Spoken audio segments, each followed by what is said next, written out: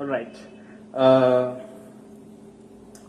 this morning I was struggling with PowerPoint because I was trying to make a very good PowerPoint presentation, and 2010 is when I put my resignation in my last corporate job, and I thought this would be the last time I'll deal with Microsoft Office. And actually, I've worked most with Microsoft Office after I quit my job. Because I had to write my plays. Still, I haven't done so much of PowerPoint presentation, but I hope I'm able to create a logical flow of my work. Before I begin, just sort of give you a brief about how I sort of got introduced to oral history. It was in 2011. Actually, as a child, when I was growing up, I used to hear these stories from my grandparents about how they left East Africa in 1964 after the revolution. And that time it was just funny stories, you know. Grandparents would make it funny. I didn't know if all of it was real also or not. But they would just sometimes make it funny with some real anecdotes and stuff like that. And in 2011, I suddenly felt that, my grandmother was quite ill, and I could see that she may not stay for too long. She might not be able to, survive for too long. And I thought it was a good opportunity to just ask her, because never ever in the family anybody ever sort of saw her version of coming from East Africa. It was always my grandfather, my father, my uncles who spoke about it. So I thought, let's take her version also of oral history. I didn't know it was oral history at that time. So I had a camera, I just put the camera and I said, just speak. Just talk about your days. How did you come and what happened and all. And it started, and then she introduced me to a couple of more people who were with them in East Africa, and they also left during the same time. And I met all of them in that 1 week.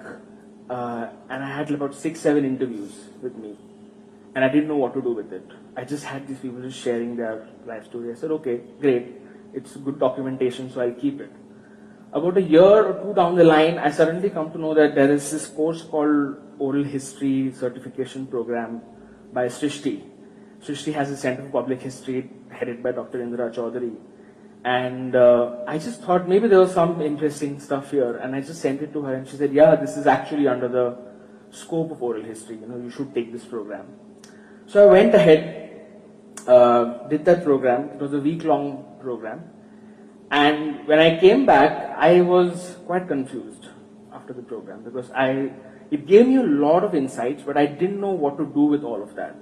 There's a lot of information that I had.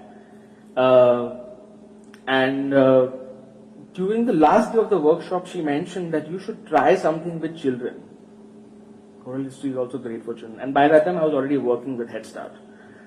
So it's also great. I have to mention this, that Head Start is also very important, plays a very important role for this program to sort of happen, because I truly feel just like if I'm in a rehearsal room with actors and trying to make a play, the scope of experimentation that I need to make a play, I need the same scope of experimentation in a classroom also. I need that. I cannot go in with the surety that this will land and the children will get it. So I thought, let me experiment oral history with children. Let's see what comes out of it.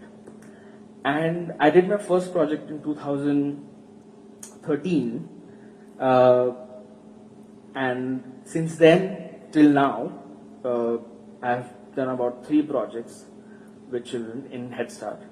And what I'm going to share today is sort of my journey, my reflection, or my thoughts on this whole process, this whole program that I've been running at Head Start. And the first thing I did was I thought I'll try to copy paste a definition of oral history from some great oral historian and put it out here. But then I said it didn't make sense to me, because I thought everybody has such a different definition of oral history. Someone working with the history of war has a different definition of oral history. Someone working with children has a different definition of oral history. So I thought maybe I still do not really have a definition of what I am doing. It's oral history and performance. How do I define it? What do I sort of say it? The larger definition is, of course, that oral history is something which is not written, where it's spoken. But that's a very broad definition of it. So I thought I'll go with the help of keywords. I think keywords make a lot of sense to me. For me, it is a mix of these four things. It's memory, because your primary source in oral history is the person. It's not the written stuff. So I think memory plays a very important role, because when you're talking to the person, you are very sort of inevitably going back in memory. Even if I talk to you about 2 years back, 2 days back, it becomes memory. So how do we sort of deal with memory? How do we sort of understand the whole idea of memory? Remembering is again a very important keyword, I feel, because I think moment you ask an interviewee, could you tell us about your life journey? As simple as that. That's the opening question. It's the first act is, of course, remembering, and this whole memory process that goes into it. And the reason why the last 2 points sort of define the performance aspect of it, history and dialogue. And I think the way I see, the way we look at plays or performances, of course, there is a dialogue between characters. Through the dialogue, you get to know something about what the play is about, or what the play is trying to talk about. And I think in an oral history interview, by its own nature, it's complete dialogue. You're always in dialogue with the person, and you're creating history as you're talking.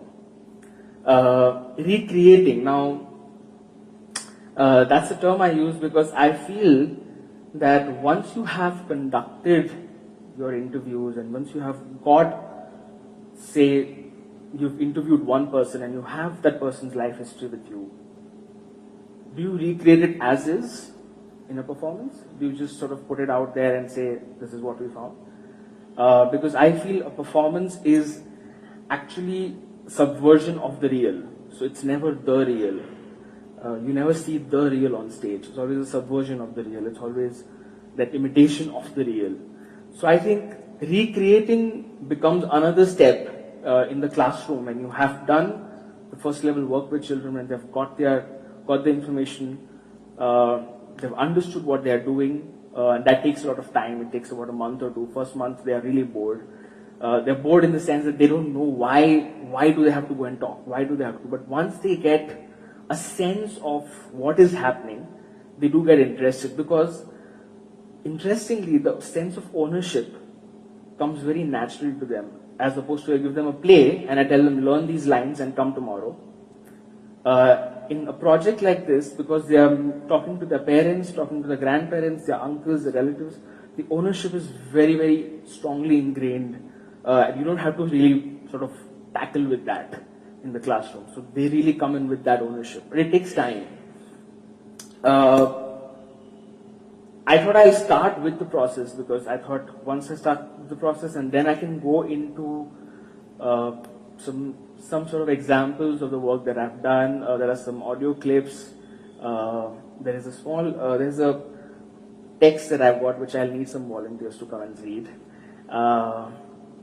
So, process, it's a big word. Dambe said, where's the process? Like, there's so many ways to define a process, so many ways to sort of even sort of share a process with child in the classroom.